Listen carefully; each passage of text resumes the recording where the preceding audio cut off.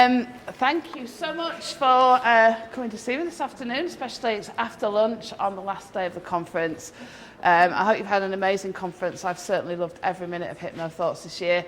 My name's Kaz Riley. I'm the founder of Sexual Freedom Hypnosis. I'm based over in the UK, and I've been working with my mentor about kind of pitching myself better. So I'm going to give you my little pitch, which isn't really much. Other than I can tell you that I think I'm the only hypnotist that I know that's hypnotised Batman and Batman's sister, and there were two different Batmen, so that's my claim to fame. But other than that, the majority of my time is spent at my office in England, in Huddersfield, working with clients. That's what I spend most of my time doing.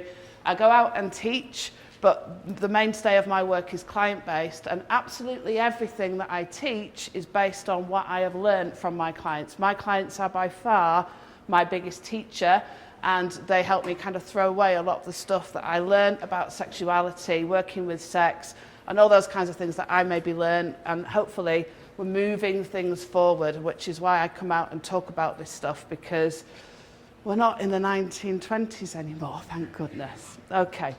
So my talk today is about working with libido, and we'll talk about that. I'm going to take you through the protocol that I use for absolutely everything, and how to adapt that. So there's lots of elements within that, there's lots of different techniques within that, but the basic protocol, so that when you leave here today, you've got a framework at least that you can go and work with. And you actually probably have a lot of the information and the knowledge that you already need. It's just knowing how to apply it in an area like this. Sometimes you don't know what you already know. So hopefully you'll have a bit more of an insight to what you already know. Okay, so first of all, what the heck is sexual freedom? You know, I get people, they ask me that, what on earth is sexual freedom? Does that mean that, you know, people are just free to go and do whatever they want? Well, yes. But actually, it's about being able to choose. And what people often don't have, if they've got a sexual dysfunction, if they've got a lot of anxiety about sex, if they've got hangs-ups about relationships, then what they often have is they don't have the choice. They don't have the confidence, and often they have a lot of guilt, they have a lot of shame, and they have sexual dysfunction. And if you aren't able to function as an adult sexually, when you want to, that can have a massive, massive effect on who you are as a person, how you feel, your anxiety levels, and all kinds of things. So my definition of sexual freedom is the ability to choose, and that's so important. It's that choice of having a consenting, confident, satisfying sex life in the absence of sexual dysfunction, guilt, and shame. And for an adult, that's not too much to ask for, is it? To be able to be free to be who you are, do what you like within the realms of a relationship or how you wish to function without this guilt and shame. And there's so much guilt and shame, but we will talk about that as we go through. So a little bit about the past. This is the Masters and Johnson model for sexual arousal or sexual response. Is one that's still out there. It's still out there in many books. It was devised in 1966, which is quite scary, and predominantly looked at men and women of a certain age from a certain kind of clientele or a certain group of people. And basically, that's all it looked at, what happened within sexual response. And, you know, it doesn't really tell us very much about what feeds libido. It doesn't tell us very much about how people respond. It doesn't tell us what happens at year 1, year 5, year 10 in a relationship. It doesn't tell us how things change. It just tells us about sexual response. I always think it looks a bit like a condom. You know, that's how I kind of remember it. And, you know, for men, the idea is that they would get this excitement, they would plateau, they would orgasm, and then it would all calm down again. And for women, it's a little bit different, and then they might orgasm, they might not, you know, like this. And it was all very kind of just a bit meh, really. Doesn't tell us very much about anything. What is very interesting is that most of the research that was done into sexuality was done into male sexuality, and I think that's really important. And then all of those things were just transferred across to women. Or we were just told that we shouldn't be sexual beings as women. You know, that's something that's we're still kind of being told that, you know, we don't have high libido as men, all kinds of myths that are there, which we will again talk about in some detail. But it's interesting to note that there wasn't even a classification for female sexual dysfunction until the late 1990s, right? That's how, you know, behind the times we are with this. You know, I was out in my former life, when I used to work for the dark side, in pharmaceutical sales, I actually was responsible for the launch of Viagra in the UK. And we were launching Viagra and talking about sexual dysfunction or erectile dysfunction in men. It wasn't the first medication before we even had a classification for female sexual dysfunction, certainly in the UK and certainly over here as well, which is frightening, isn't it? Frightening, you know, or just, you know, we couldn't even think about that, especially when we think about the 60s and the sexual revolution. This is the Basin model of sexual arousal. This kind of appeared kind of around the late 1990s, early 2000s, and, you know, is more useful than the other model. And I'm just kind of showing you these just to kind of show where this has evolved from, where they look at other things. They look at other things other than just arousal. All of these slides I can send out to you, so I'll give them to Stephanie afterwards so you can access them. And, you know, it's just looking at things like satisfaction, emotional intimacy, biological things, psychological things, sexual arousal. But still, it doesn't take into account what happens at year 1, what happens at year 5, how do relationships progress, how does libido change through that, what happens after you have children. There's all kinds of things that feed into libido that nothing's really been looked at. They just kind of, there's lots of assumptions, you know, there's lots of beliefs about libido that are just plain wrong. Okay, so I'm just going to give you an outline. I'm going to show you this slide several times. This is the protocol for sexual freedom hypnosis. We've just updated this, so if there's any of you here that have taken the sexual freedom hypnosis 2-day class, once I update all the information, I always send it out to everybody that's already taken the class to keep everybody up to date, because this is always evolving. So if you're thinking I've not seen this and I took the class, you will see it and you will get it. So quite wonderfully, it fits nicely into the word trance. So what we're looking to do, we're looking to teach and educate. And this is actually a big one, because many people have, they really just don't have the right information about sex, what good sex looks like, all kinds of things. So we look at that in some detail. The release of guilt and shame, addressing any trauma that may be there, normalising sexual function, and that can be anything from helping somebody get over a sexual dysfunction to helping somebody realise that their sexual function is normal. And if they're comparing themselves to something like pornography, for example, then that isn't usual, that's made up. So it's sometimes helping people understand what is kind of realistic. I don't really like the word normal, but the clients understand the word normal. Communication and connection, that's in with themselves or in with somebody else. And then this is a biggie, and I'll be doing some demos as we go through this, things like enjoyment, permission for pleasure. And it's amazing how many people do not allow themselves or grant themselves permission to experience pleasure. And, you know, we kind of almost live in a world where it's almost frowned upon sometimes. You know, we shouldn't do that, and then we should, and then we shouldn't. And it's very, very confusing for people. But today's class is really focusing on this word libido. And, you know, when I ask people about what libido actually means, they always say sex drive. But for me, knowing what makes up libido, I would say it's much more to do about life force. It's about the energy that we kind of put into everything. You know, we are driven by our libido to succeed, to achieve, to have sex, but it's much more than just kind of feeling sexual. It's you know, if we feel good about ourselves, our libido is better.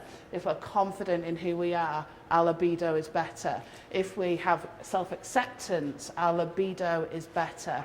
If we don't have sexual dysfunction, our libido is better. If we eat healthily, our libido is better. So literally every aspect of being human feeds into our libido, and I think that's a big thing. When, you know, people just kind of say, I've got no libido, it could mean a million things. It could mean that they're depressed. It could mean they're not eating well. They're not looking after themselves. They're not exercising. They've got sexual dysfunction. There's a whole host of things.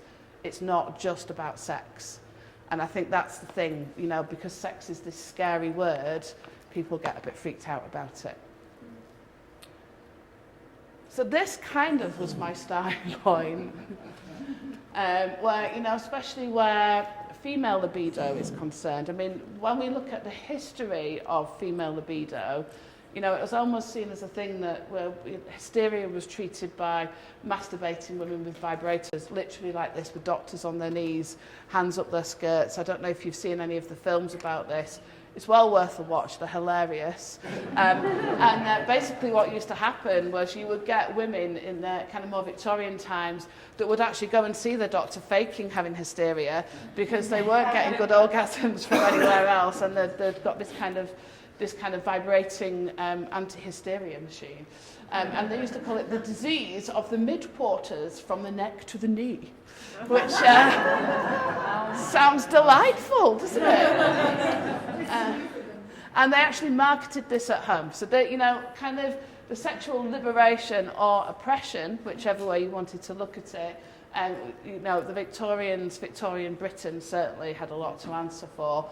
Even a lot of the terminology that we use, the sexual terminology, things like blowjob, for example, actually comes from the phrase below job, which meant the people who lived below, it was kind of down to them to do that because they were kind of below other people. So you can start to see how, you know, that psyche becomes kind of a cultural thing about what's good, what's not, what's demeaning, what's, you know, all kinds of stuff that it's a bit messed up really. So we need to be readdressing some of those things.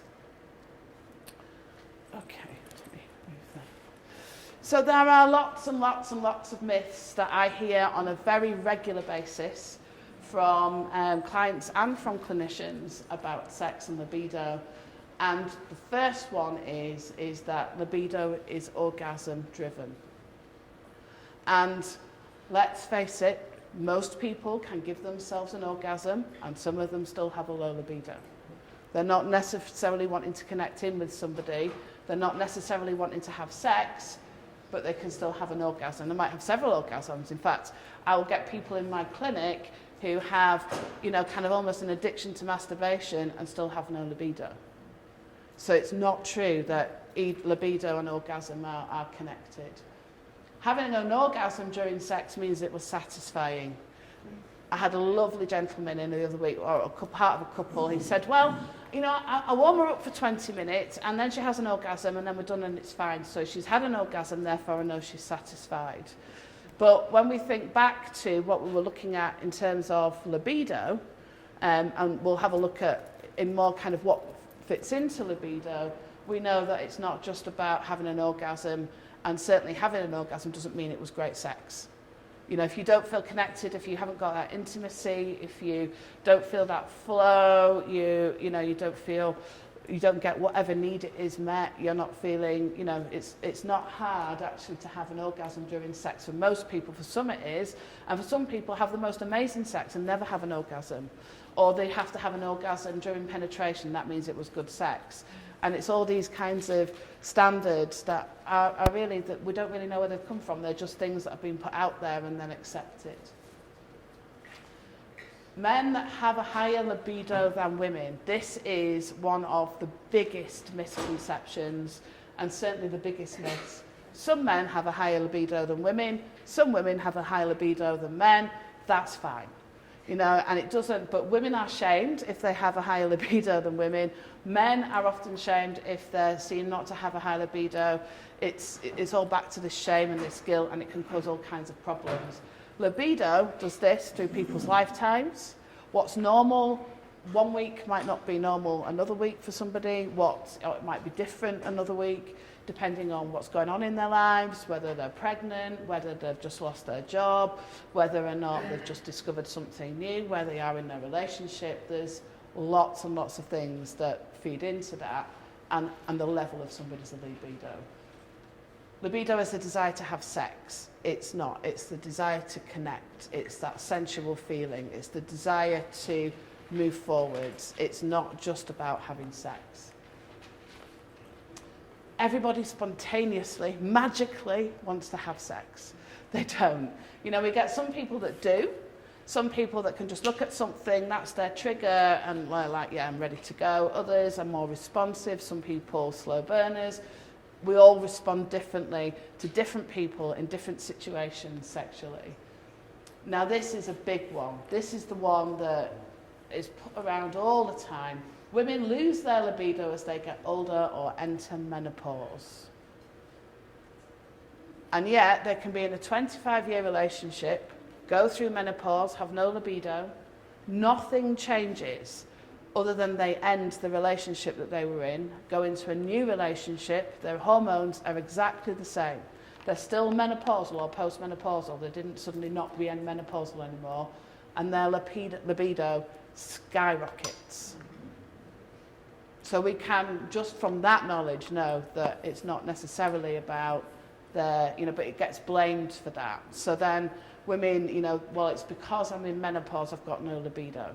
Therefore, that then becomes a belief, doesn't it? And that's not helpful. And this is another one. Your libido doesn't require self-care or work. We don't expect that, if we don't exercise, that we would have a fit body. We don't expect that if we eat, junk food all the time, that we would have a fit body. We don't expect if we don't educate ourselves, that we would expand our minds. So our libido is exactly the same thing. And what often happens is people meet, they get together, they have an amazing time, and then they stop doing the things that they do for themselves. They stop taking care of themselves. They stop putting the effort into the relationship because they got the relationship, and then they wonder why it all goes to shit. And it's not rocket science, So there's sometimes that, but it's about feeling worthy of putting in that self-care and into nurturing a relationship. So that people still want to have sex with each other. But we also have the belief systems now where we expect that after, people will say, yes, we do. We get that surge of dopamine at the start of a relationship and then things settle down. But things settling down and things going completely out of the window are not the same thing. So we can find a place where people can have a very active sex life with their partner and still enjoy that. So it's that thing of, well, what's normal anyway? Well, there isn't one. There isn't a normal. It just depends on what that person is. It's what's normal for them. And sometimes what they think is normal for them. People will come to me sometimes and say, I've never had a libido. But then when we do the work, they went to a Catholic school, they were told sex was wrong, they repressed everything down. So it's no surprise that if you hold those beliefs, that everything can be, seen as no libido. So one person's often is another's hardly ever. Those gender stereotypes that we already touched on. So there just is no normal. If I want you to take anything away, it's just there is no normal. I don't know what normal means, but there is no normal. Okay. So, some of the things, I won't go through everything in great detail, but some of the things that really impact on libido and how somebody feels about themselves are things like the obvious things: sexual stimuli, whatever it is it the way their partner looks, is it something that they saw on the television? Well, I'm sure we've all had the thing where we've seen a movie star and gone, whoa, yeah, it's just things like that sometimes. These things can feed in and feed out of libido. So sexual stimuli would feed into libido. Take something like a physical sexual issue, like erectile dysfunction, vaginismus, lubrication issue, pain, all those kinds of things would obviously take away from libido. If you're a woman with vaginismus and you believe that either your vagina will clamp down or you'll experience extreme pain during penetration or penetration part of sex, then, you know, often it's not something that you can still get aroused, you might still want it, but you're going to have that fear around it. If you're a man, for example, with erectile dysfunction, and you know every time you go to penetrate somebody that you lose your erection, then that doesn't make you necessarily, can make you very anxious about sex. So a lot of what we're dealing with when we're working with this is actually anxiety. And I know people get very kind of about sex, but we're dealing with anxiety. A performance anxiety about having sex is exactly the same as a performance anxiety about standing up in a front, you know, room full of people and talking. It's the same mechanism, and actually a lot of the techniques that we use are very similar. Trust. Trust is a biggie. If somebody's partner has had an affair, even though they may have decided to move on from it, even though they may have worked through it, if the trust hasn't come back again, or they're a person that's been repeatedly cheated on by a past partner, then that can have a massive effect on libido here and there. Communication, and that can mean lots of things. You know, communication, are you aware of the 5 languages of love? Yeah? So when we look at that, it's about how to communicate with somebody. You know, is that person somebody that needs to have those words of affirmation, or is it quality time, or is it gifts, or the acts of service, isn't it? And what's the last one? Physical touch. Pardon? Physical touch. Physical touch, yeah. And if you're, you know, and often the person that needs the physical touch will try and give the physical touch, and they're doing that to somebody that, you know, needs something else, and that can kind of, so it's about helping people to communicate what they need, communicate with their partner, and to kind of understand what's going on. Biological factors. Hormones do play a part. You know, we're not saying that they don't, but sometimes, you know, hormones can, you know, sometimes hormones need to be replaced. So I always, when anybody ever comes in to see me with a sexual dysfunction or their libido is suddenly gone, the first thing I say to them is, have you seen your doctor? Because that does need checking. And if they then go and see the doctor and everything's fine with the doctor, then we know where we are. And then often that's why doctors send people to me, because they've had somebody come in, they've done all the checks, and, you know, they can't find anything. So then that's when they'll send the people to me. Pressure to reach orgasm is a massive thing with libido. This idea, we have this, the movies has got a lot to answer for, this idea of, you know, there's violins playing and there's waves crashing on the shore and everybody reaches orgasm at the same time and it's all wonderfully mind-blowing. Or a lot of women especially feel that if they don't orgasm, then somehow they've let their partner down. So then the whole time they're thinking about orgasms and how to get there and trying really hard. And what do we know as hypnotists? The harder you try, the less likely it's going to happen. Yeah. And, you know, orgasms are the perfect example of that law of reverse effect that we use in hypnosis all the time. So sometimes it's just telling people not to try so hard, to just be in the moment, to allow them to kind of be absorbed in all of that. Medication. I will talk to you in some detail about medications. There's the obvious ones like beta blockers that slow people down, can cause erectile dysfunction. But by far the biggest medication that interferes with libido is antidepressants. Yeah. Up to 70% of people taking the antidepressants experience problems with their libido or sexual function. And I'll talk to you a bit more about that as well. Spontaneous sexual desire, anxiety also we will look at in some detail because that is extremely relevant to what the work that we do right across the board, isn't it, as hypnotists. Emotional and physical satisfaction, and then novelty. What comes with novelty? Excitement. What comes with excitement? Pardon? Arousal. Dopamine. So I'll talk to you a bit about dopamine as we go through this today. Too much or too little, very detrimental to libido. Okay. Inhibitions, obviously they can have a massive negative impact on libido. If you've got inhibitions, that you don't look good, that you don't feel good, that you've got a lump here. I had the lady that could only have sex in a blue light. She was bathed in blue light, she was fine. She'd read somewhere that made her look sexy. That was how she kind of overcame it. But it's about self-acceptance, self-worth. All of these things we deal with as hypnotists on a day-to-day basis. Belief systems, well, if we're not working with those as hypnotists, but they can be things that, and we're not knocking people's religion here. Religion does have a massive impact on sexual function and dysfunction. You know, we can't get away from that. You know, the Catholic Church teaches people sex before marriage is wrong. Sex is wrong. Certainly, you know, the curse of Eve, you know, there's those evil women luring men to, you know, wherever it may be. But what then happens is the idea, so somebody then, maybe they do wait, and then they get married, and then suddenly sex is okay. And that's a major shift to try and change. Or, you know, sex is for procreation. I have lost count of the number of couples that I've seen where after the second child is born, everything stops. And when we dig a bit deeper, it was like, well, sex is for procreation. We've done that bit now. Therefore, we can't, just doing it for fun and enjoyment doesn't seem like a good thing to do. And that's you know, it's fun. Let's face it, sex is the best fun, isn't it, with somebody? Okay. Positive past experience. That kind of makes sense. You know, the more we enjoy something, the more we've had something that's good, the more we want to do it. If it was a negative past experience, is that what it was all about?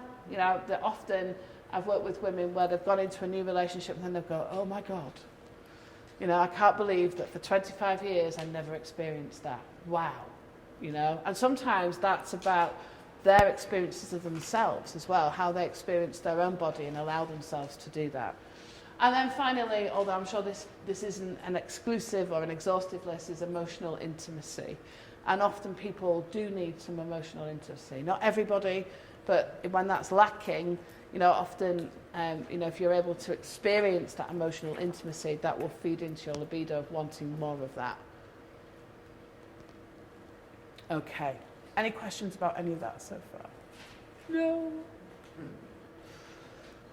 So here's my two favourite subjects that we talk about a lot and I work with a lot. Good old shame and good old guilt. And by far, these are the things that are in just about every case of libido issue, sexual dysfunction issue, just general kind of sexuality issue that I may see. And also, I'm a kink-friendly therapist in the UK, so I work a lot with the kink community and shame and guilt about, you know, if they want, like, because they like things that aren't necessarily the social norm, sometimes there's shame and guilt around that, about why they're like that or how it's, and often it's just like, it's because they like it. What's wrong with that? Consenting, consensual, and satisfying. If you remember, going back to the definition of what sexual freedom is, if everybody's happy and it's not illegal, fine by me. You know, just enjoy it. So why all the shame? Why all the guilt? And this is really interesting. If you look in history about sex, if you go way, way back, you look back to the Egyptians and the Greeks, then sex and sexuality, homosexuality was just commonplace, kink even, commonplace. All kinds of sexual practices, sexual things, people just got on with it. And then, you know, it was, Christianity was the main thing that came in and it kind of all kind of started to change. And then it was all about rules and regulations, when you could do it, who you could do it with, how often you could do it, what kind of relationship you had to a particular person to have sex or sexual relations. Who was in power? It was a way of controlling people. If you control how people have sex, one of the most, or the biggest life forces that drive us as human beings, then you can control that, then you can control them. And that's essentially what happened. And shame is a big thing, isn't it? That feeling of being shamed, being found out that you're doing something that maybe you shouldn't be doing.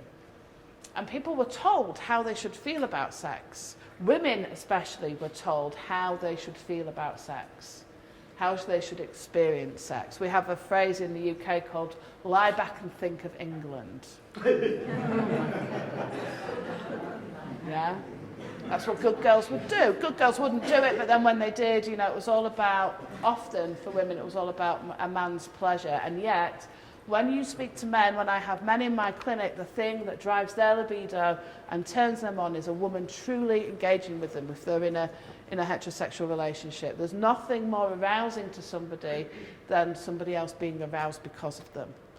And, you know, this is where if we can get people into this positive kind of loop, and we can get rid of this guilt and this shame about sex, especially for women, where they can say, I want to have sex, I desire you, this is what I need from this, this is what I want to do, hey, let's try, without this guilt and shame of, will they think I'm a complete freak, will they think I'm a complete slut, will they want, I mean, if you look at how women are treated and shamed about sex, one of the things that I saw recently was a lady that was shamed because she'd slept with 50 men, and they were basically talking about, they were kind of talking about how slack she would be, you know, in terms of her vagina.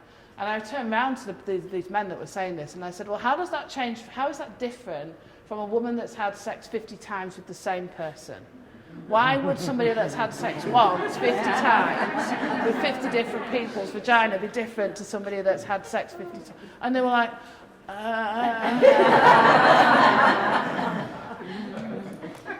But we have to speak up about this stuff. You know, this stuff goes on all the time. So, you know, it's this guilt, it's this shame. And you know, the Romans. You know, I was in Italy last year. I was in Pompeii actually. They found sex toys in Pompeii. You know, this isn't new stuff. You know, it's only really with the advent of 50 Shades that that people are learning more about the different kinds of sex. 50 Shades isn't a great way of doing that, but at least it's starting to get people talking about it. And if you want to learn more about that, after this talk, go and see this lady speak. You're speaking later. This is Tracy, who is an amazing speaker, and you probably saw her last night at the show. So, you know, go from this talk and then go to her talk, and you'll have a great afternoon. That's right. Okay. So, but sex and love are a huge driving force of human behaviour. And yet there's still so much about it we don't understand. There's lots that we've been taught, there's lots that we believe about it that's just completely wrong, but there's still lots that we truly don't understand. So, okay, so looking at this from the psychological, hypnotic kind of point of view, we're always dealing with 5 states. I'm sure everybody was taught this. I'm just going to go over it just in case you weren't. But primarily, in life, we're always in 5 key physical states. Hunger, thirst, arousal, that can be like excitement. We're not always talking sexual arousal, but sexual arousal falls in there. Calm, oh, that's nice, isn't it? And anxiety. And the one that always wins out, if it's triggered, is anxiety, because anxiety is the life or death state. That's why if you're really anxious or if you've got sleep anxiety, you can't be calm. That's your lady there if you need to learn how to sleep. That's Tracy. We've got a room full of amazing hypnotists. This is great. If you're aroused, you know, people will often talk about, you know, they're just not feeling sexy when, you know, they're just having the most stressful time at work, for example. If you're really thirsty, you know, it's like, I'll just have a drink and then I might feel a bit, you know, let's go for a drink first. Or if you're really hungry, your tummy's rumbling, you're tired, you've not got energy.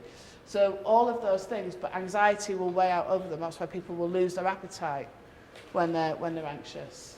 Forget to drink, they're not looking after themselves, they don't want sex and they're not sleeping. So it's those 5 key states. And when we trigger off the anxiety, then we get what we call fight-flight response, isn't it? But fight-flight response is much more than fight-flight. And I'm sorry you can't quite see that, but we have what we call the 6F stress response. And this is actually very key when it comes to libido and sexual function, because we've got this fight-flight freeze, flooding, fawn, and fatigue. And when you start to, it's all very well knowing this, but it's knowing how these things apply in the people that you're working with. What does that mean in terms of human behaviour and how people react? So fight. So what people do to avoid sex when they've got no libido or they're not feeling good about themselves, they pick a fight with their partner. They start causing conflicts. They start kind of saying, well, you know, and it can even be arguments about sex. But that's what they do. You know, when people say, oh yeah, well, we're going to do that, but then she picked a fight with me. Or he picked a fight with me. And then we avoided it. And he just gets really defensive if I talk about X, Y, and Z, and especially about sex. So we get this fight response towards sex. The flight, just complete avoidance of relationships, intimacy, And what people can also do is, and again, we're talking about when people feel they don't have a choice, they will engage in meaningless sexual activity. Some people by choice engage in meaningless sexual activity. That is different than that being the only way you can engage because you're avoiding, you've got that fear of a relationship or intimacy or being with somebody. The freeze response. Well, you know, I said, I'll go up and see in a minute. And when I got up there, she was fast asleep. And I just couldn't rouse her. Poked her really hard. Hit her with a hammer on the head, still fast asleep. You know, it's that kind of stuff. But it's that avoidance again. Flooding. That's kind of just like being when you're kind of just overwhelmed with negative emotions. So there's something that triggers off that negative response towards sex, sexual arousal, sexual advances, that kind of just feeling that, which then leads to wanting to kind of run away. Fawn, that's the lie back and think of England, you know, just kind of cooperating to get it over with. I cannot tell you how many women, do you fake orgasm? Sometimes. Or the woman, do you fake orgasm? Yes. How often? Always. How long have you been with your partner? 25 years. Why are you here? I want to have an orgasm with my partner. I mean, how you start to unravel that with somebody, you know, you have to be clever how you do that sometimes. But that just kind of, I'll just do it. I'll just do it, and then he'll leave me alone for a month. That's no way. And if their partner really truly knew that and felt that, I'm sure most partners wouldn't want that either. And fatigue, and that's kind of feeling tired. The classic, I've got a headache. And that's for men and women. You know, this isn't just about how women respond. You know, there's men that feel like this too. It's not just about women not feeling sexual, not having the libido. It's even harder for men when they come in. I think they come in and tell me they haven't got a libido, because men are supposed to have this raging libido and want to have sex with absolutely anything that moves. You know, that's what men are taught, isn't it? You know, quite often, or we're taught for women about men. And then if we're with a man, his libido has gone out the window, then what happens? The woman goes, well, what's wrong with me? Rather than what's going on here with our relationship, or how can I help him? You know, there's so many misconceptions that are tied into belief systems, sex and libido. So going back to that, you can start to see how libido actually is really complex. It's not just about, do you feel horny or not? Do you want to have sex or not? It's about, you know, are you feeling trusted? Do you communicate well? Are you feeling good about your own body? There's so many things that can connect and interact with it. And when we then look at something like Maslow's hierarchy of needs, you know, traditionally, you know, sex was just kind of in there, here and there. But I think it actually falls into every single level. Our libido is attached to every single level of that hierarchy. Because how can you know, it's that physiological need, that safety. We need to feel safety, that love and belonging, our esteem about how we feel about ourselves, and that self-actualization to become the most that one can be. Then if we've got a strong libido, that life force, that energy, then that feeds into all of those things. Any questions? Do shout up if you need anything. Okay. Now here's the thing. This next thing is interesting, because I'll say to people, do you have great sex? You know, we're talking about if you have a good experience that feeds back into your libido. So do you have great sex? And they'll go, well, yeah. And it's, well, what does that mean? You know, and it's interesting because great sex is often defined as where two people have sex, there's penetration is successful, and one or both have an orgasm. That's how it's described often, or seen to be. Where actually, you know, that's goal-driven sex rather than sensuality-driven sex. And we are sensual beings. You know, think back to the languages of love, the touch, physical touch. Being brought things, acts of service, have nothing to do with orgasm, but everything to do with libido and connection. And often what we really crave with people is that connection, isn't it? We crave that physical touch and that connection. Our libido, our life force is right there from being newborn babies. We know that newborn babies thrive, especially premature newborn babies, when they get skin-to-skin contact with a parent and that warmth. That's nothing to do with sex, that's to do with life force. We know that children that are, one of the major forms of neglect, they can be fed, they can be watered, they can be given every gift under the sun, but if they're not held and they're not cuddled, we have people like that in our offices every week, don't we, that have just not felt love, connection, that sensual touch. Nothing to do with sex or to do with sexuality, but great sex needs that. It needs that.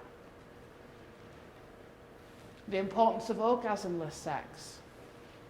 If we take the focus away from an orgasm and we put the focus on the experience and that connection, and we take away a lot of the pressure, then what we end up with are some really great feelings. And actually then what happens is people are more likely to orgasm. But we're not then dictating that they have to do it at the same time. It has to be at this point. It could be, and a lot of women especially, it's a little bit harder for men, but women become multi-orgasmic in a single kind of sexual session because there isn't any focus or too much focus on orgasm. And then we've got this dopamine, the importance of dopamine and novelty, which I'll come to, but it's really challenging the beliefs of the client of what great sex looks like, not what you told great sex was. And especially for women, what is it that you like? Well, I'm not sure.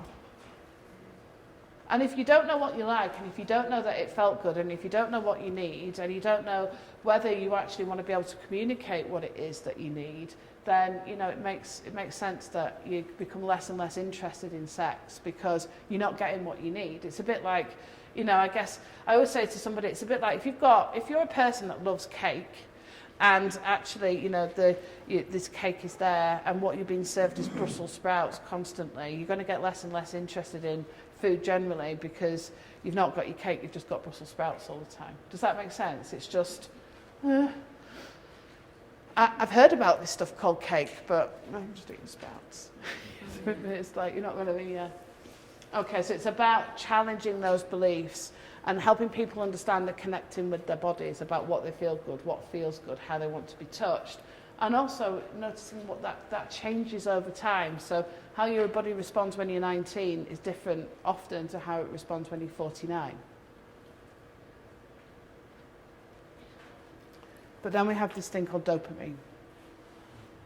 And dopamine is an amazing kind of neurotransmitter, hormone, whatever. And it can have massive benefits. That's where, that drive, that initial drive in a relationship comes from. We get that dopamine spike. It floods our brains with dopamine. Makes us reckless sometimes. That's why we do interesting things. But within libido, certainly it can have, too much of it. So if you've got somebody, for example, this is one of the more interesting things with things like porn addiction, for example. So you would think somebody with porn addiction would have higher libido. We kind of extrapolate that if they wanting to experience a lot of sex or see a lot of sex, have a lot of orgasms because they're masturbating, because they're watching a lot of porn, then they would have a high libido. And actually what happens is their libido goes.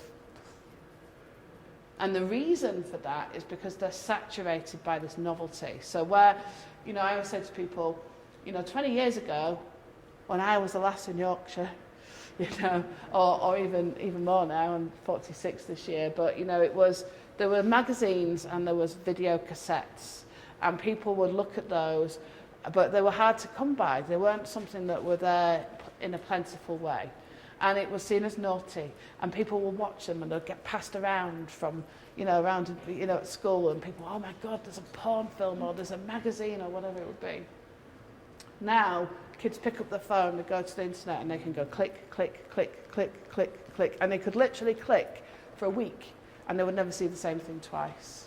And what happens is each time they click, and each time they see that new thing, they get that surge of dopamine.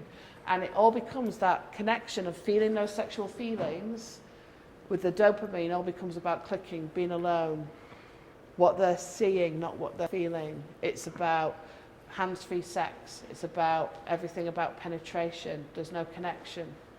Whereas before, what used to happen when people used to watch and see those things was they would see it, it would be put away somewhere, and then what would they use?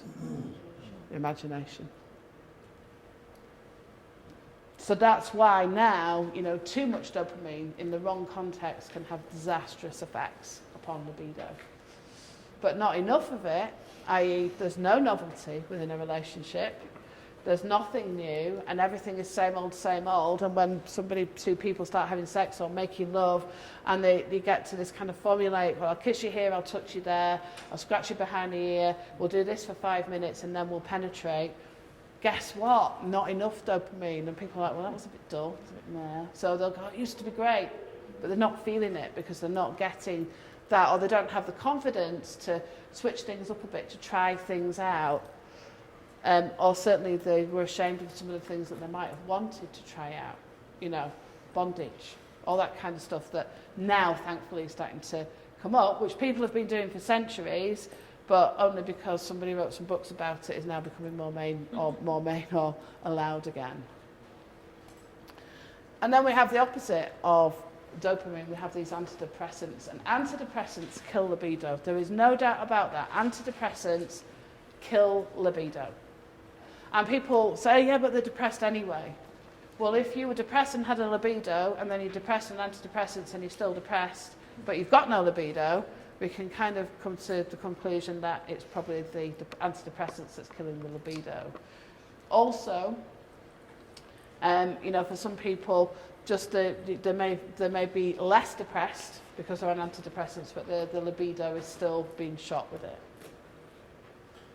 And it's kind of like, they call it like a cascade. So when we think about selective serotonin reuptake inhibitors and, the other classes of antidepressants, but basically if you shove down serotonin, it's such a finely balanced thing, our neurochemical makeup, if you like. Well, if you push down one thing, something else goes up, or something else will go down. So you get this cascade, and then eventually dopamine and things are affected. And they suppress dopamine. So then, the thing where people are feeling better, but they're suppressing dopamine. So then we get onto the impacts of things like suppressing oxytocin, which is when we're connecting, when we're touched, that's not being released. So that's that, we get that lovely, loving feeling, that lovely, oh yeah, when we cuddle and stuff, that gets suppressed. And then actually there are cases of people actually getting divorced while on antidepressants because they believe that they've fallen out of love with their partner or splitting up with somebody, coming off the antidepressants and going, holy God, what have I done? Because then the feelings come back again and they were just being suppressed by the antidepressants. So, with that, I always tell people, as hypnotists, we have the ability to deal with the causes of depression. We have the ability to deal with the causes of anxiety. We have the ability to deal with the causes of why people might need to take some of these medications, but we never tell them to stop taking those medications. That is their doctor's decision, But we can work with their doctor. For some patients or clients, what they need to do is take what we would call an antidepressant holiday. So maybe they take them 5 days. They need to have their dose altered. They maybe need to have it changed. But it's something that they're often not asked about by their physician, because it's like, well, you're depressed, of course your libido's all over the place, but actually that's not necessarily the case. Interestingly, one of the main treatments for premature ejaculation is, antidepressants. And the reason why they do that is because it suppresses everything, therefore it kind of numbs excitement. It's a bit rubbish, isn't it, I always say to people, it's a bit like, they do that. And one of the other side effects of antidepressants is what they call delayed ejaculation or anorgasmia. So not only are you then not feeling libido, but when you do finally manage to get your mojo, you can't orgasm anyway. So it's, there's lots to kind of take into account there. So really, libido is extraordinarily complex. It's not just about going back to that first, the condom diagram of, You get a bit aroused, and then you get a plateau, then you might have an orgasm, and then you kind of recover, or resolution, as it's called. So there's a lot to this. There's much more than we might have thought. So hypnosis and libido. So you can hopefully already begin to see how there is maybe many aspects and facets of libido that are really obviously going to be helped by hypnosis. And once we get over the idea of sex, it's this word, the word sex scares people. I can't tell you how many therapists over the years have said to me, oh, I wouldn't work with people like that. People like what? People? You know, are we not all sexual beings? Oh yes, but you know what? How would you feel if a man came in and told you you've got erectile dysfunction? Well, I'd probably find out whether or not it was a physical thing he needed to see his doctor, or it was a performance anxiety, which is normally one of those two things. Oh, I don't know if I'd want people like that. And I was like, do you know what? Since I started advertising that I work with sexual dysfunctions and libido and all those kinds of things, the crank calls went away, because they go to people that advertise for weight loss. That's the point. They don't want somebody that's really confident in talking about sex, because that's the thing they want to see, that embarrassment. So I don't get the crank calls. I don't get, or when people say, well, would you ever get anything that's a little bit strange? And I'm like, I'm a kink-friendly therapist, for goodness sake. Of course I do.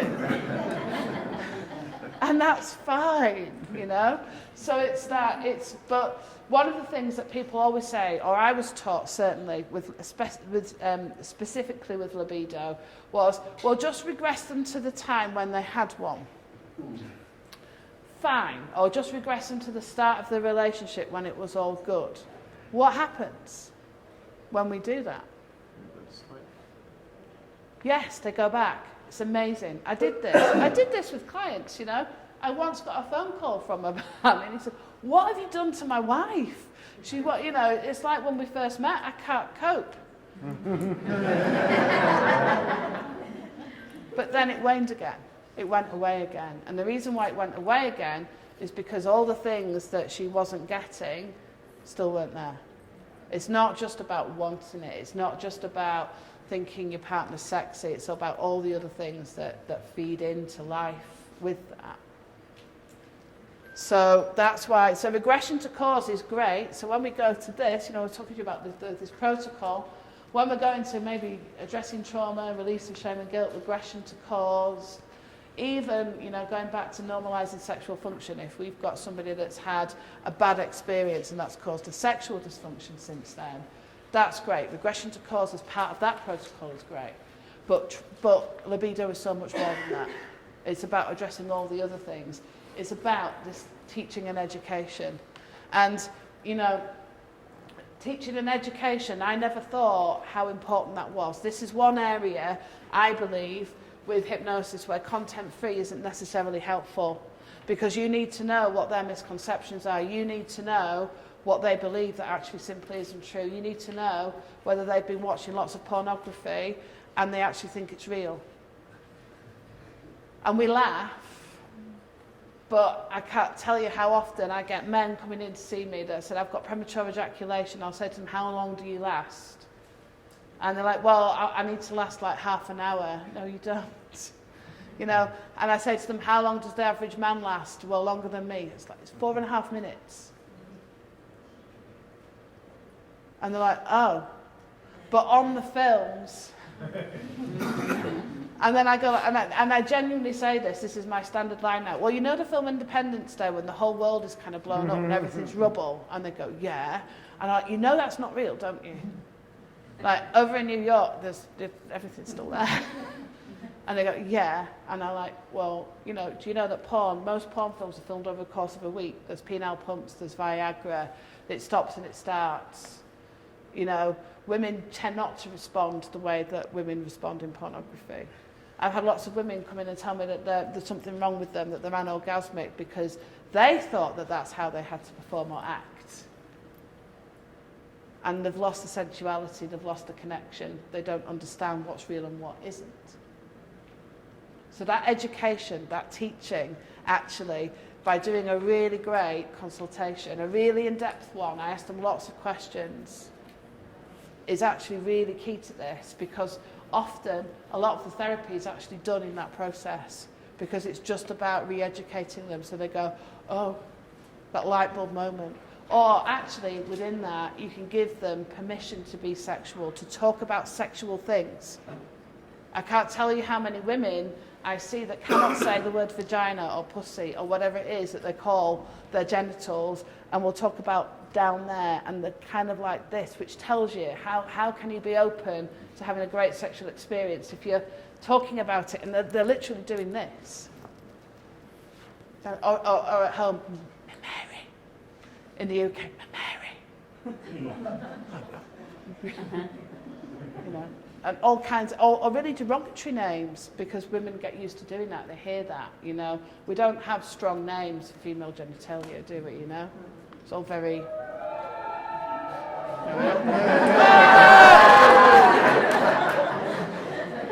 But 1, 2, 3, you ready? We'll do it louder. 1, 2, 3. They'll be like, that's the sex talk, oh my God.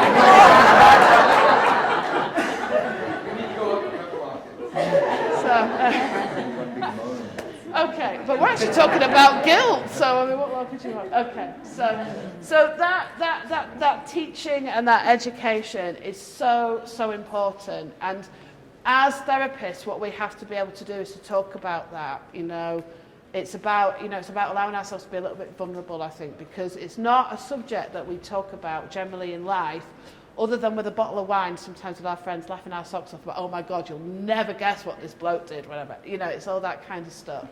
And actually, as therapists, if we can start talking about these things openly and asking these questions, so, you know, if we've got a client that comes in and tells you that they're depressed and they're anxious, actually asking them how that's affecting their libido or their sex life is a really important question.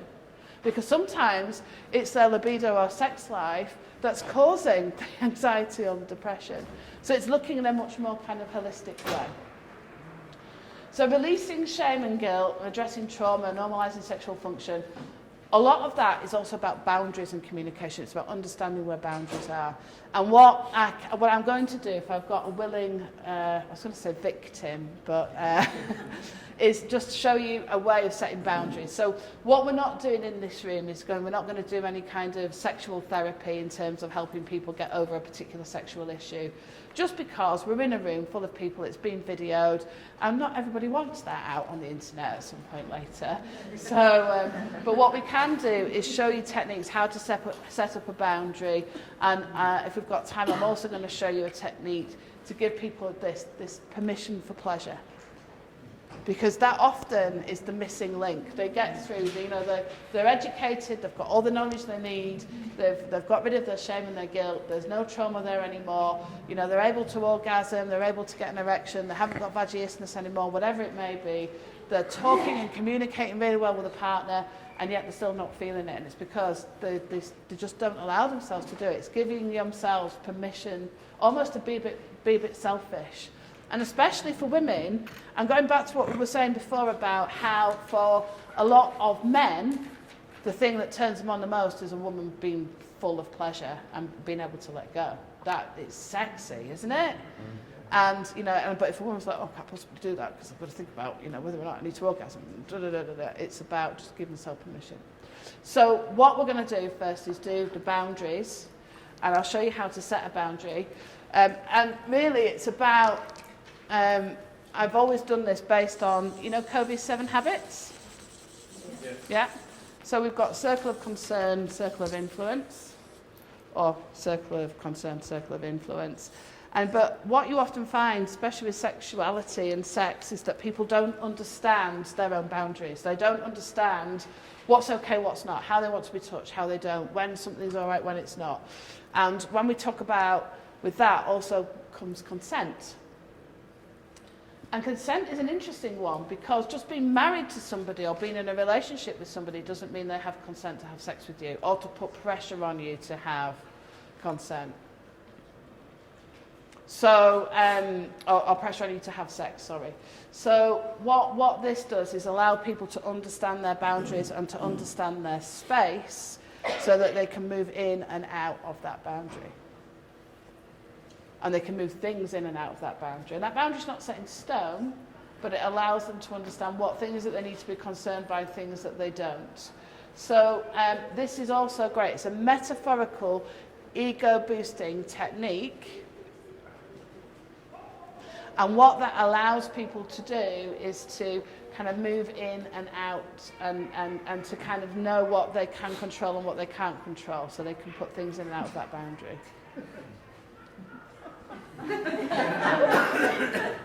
And it's not funny when you haven't got boundaries.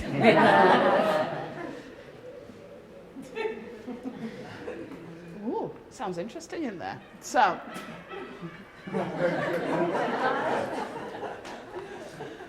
what noise should we make in return?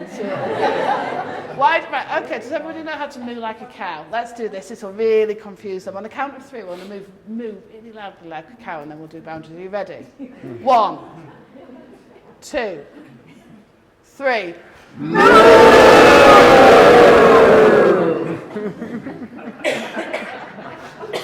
Right, do I have a volunteer?